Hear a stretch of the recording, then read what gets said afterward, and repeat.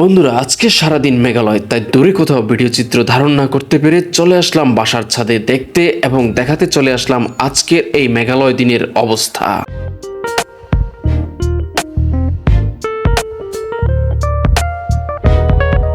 বন্ধুরা, আজকে সকাল থেকেই মেঘালয় একটি দিন, তাই দূরে কোথাও যেতে পারি নাই, ভিডিও ধারণ করাও সম্ভব হয় নাই। তাই বাসার ছাদে আসলাম টুকটাক কিছু ভিডিও বানানোর জন্য।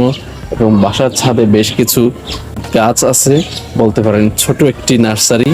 তো চলুন আমরা এই নার্সারিটি দেখে আসি কি কি আছে এই বাসার ছাদ বাগানে। বন্ধুরা, এই গাছটা খুবই পরিচিত গাছ, কিন্তু এই গাছটার নাম এখন আমার মনে পড়তেছে না এই গাছটার কি নাম। তবে এই গাছটা খুবই পরিচিত একটি গাছ। আর তার পাশে দিয়ে রয়েছে পুঁই শাক গাছ, যে পুঁই শাক আমরা মোটামুটি সবাই খাই। আর এই পুঁই শাকে বীজও হয়েছে, এই যে খুব সুন্দর বীজ ধরেছে, দেখতে বেশ ভালোই লাগতেছে। আর এই বীজগুলো ভেঙে ফেলে লাল লাল রস বের হয়, যা অনেক সময় আমরা ছোটবেলায় হাতে লাগিয়ে দেখতাম যে হাতে এই রসগুলো লাগালে কেমন লাগে। এই পুঁই শাক গাছটা বেশ কিউট দেখতে, সবেমাত্র উঠতেছে আস্তে আস্তে করে। তবে এই বাসার ছাদ থেকে একটা জিনিস দেখতে বেশ ভালো লাগে, এই নারকেল গাছগুলো। দেখুন কি চমৎকার নারকেল গাছ। নারকেল গাছে বেশ চমৎকার নারকেল দেখা যাচ্ছে, একেবারে ডাব নারকেল। আপনাদের দাওয়াত রইল, চাইলে আপনারাও আসতে পারেন এই ডাব নারকেল খাওয়ার জন্য। এই ছাদ বাগানে বেশ কিছু টাইম ফুল গাছ রয়েছে, দেখতে বেশ খুবই ভালো লাগে।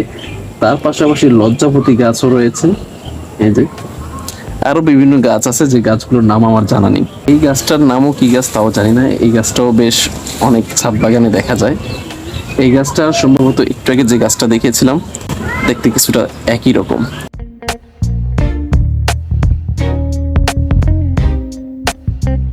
এই একটা বোম্বাই মরিচ গাছ রয়েছে এবং তার পাশাপাশি গাঁদা ফুল গাছ রয়েছে। এই একটা চমৎকার গাছ রয়েছে, এই গাছটার নামও কি তাও আমি জানি না, আপনাদের দেখাচ্ছি। যদি আপনারা কেউ জেনে থাকেন অবশ্যই জানাবেন। এই যে এই গাছটাও কিন্তু সবার খুবই পরিচিত একটি গাছ।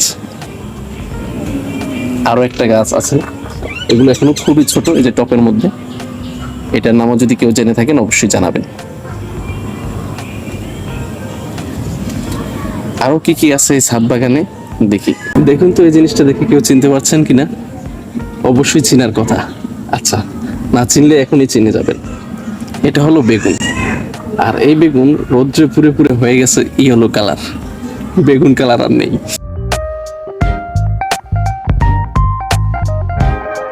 দেখুন এই একটা টপের মধ্যে ছোট কিউট একটি পেয়ারা গাছ হচ্ছে, দেখে বেশ ভালোই লাগলো। একটা বেশ সুন্দর ফুল গাছ রয়েছে, এই ফুলটার নাম কি নাম আমি জানি না, আপুরা অবশ্যই জেনে থাকবেন। আর আপুরা যদি কেউ আমার ভিডিওটা দেখে থাকেন অবশ্যই জানাবেন এই ফুলটার নাম কি।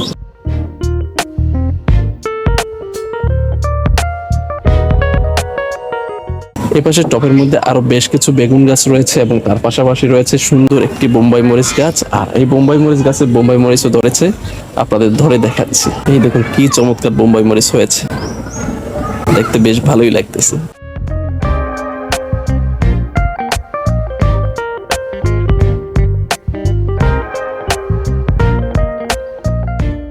এই পাশে টবের মধ্যে আরো বেশ কিছু ওই একই রকমের গাছ রয়েছে, যে গাছগুলোর নাম আমি জানি না। আরেকটা গাছ দেখতে পাচ্ছি, এই গাছের ছোট্ট একটা সুন্দর একটা কিউট একটা ফুল ধরে আছে, এই ফুলটার নাম কি তাও জানি না, আর এই গাছটার নামও কি তাও আমি জানি না। যদি আপনারা কেউ জেনে থাকেন অবশ্যই জানাবেন। আর আমি বিশেষ করে বেশ কিছু গাছ আছে যে গাছগুলোর সাথে আমি একেবারেই পরিচিত না, যার জন্য নামগুলো আমি জানি না।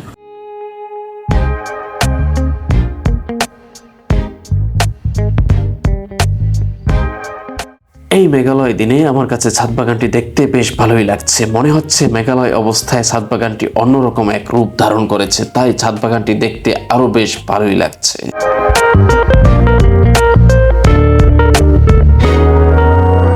আমরা অনেকেই নার্সারি করে থাকি ভালো লাগা কিংবা শখ থেকে, তাই আমরা অনেকেই বাড়ির আঙ্গিনায় কিংবা ছাদে এভাবে নার্সারি করে থাকি। আপনারাও যারা যারা এরকম ছোটখাটো নার্সারি করতে চান, চাইলে বাড়ির আঙ্গিনায় কিংবা ছাদে নার্সারি করতে পারেন।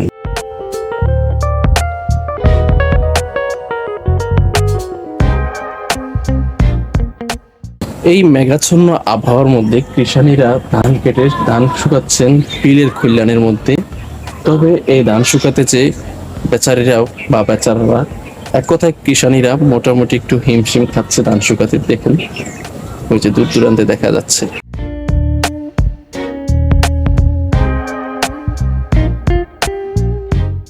আজকের এই মেঘাচ্ছন্ন অবস্থা দেখার পর এবং দেখানোর পর সময় হলো এখন আমার চলে যাওয়ার। বেশ অনেক সময় ধরে এই ছাদ বাগানে এবং এই ছাদে ঘোরাঘুরি করা হলো এবং আকাশের আবহাওয়ার অবস্থা দেখানো হলো। এবার চলে যাওয়ার পালা। ভালো থাকবেন সবাই, সুস্থ থাকবেন। আল্লাহ হাফেজ এন্ড টেক কেয়ার। আসসালামু আলাইকুম।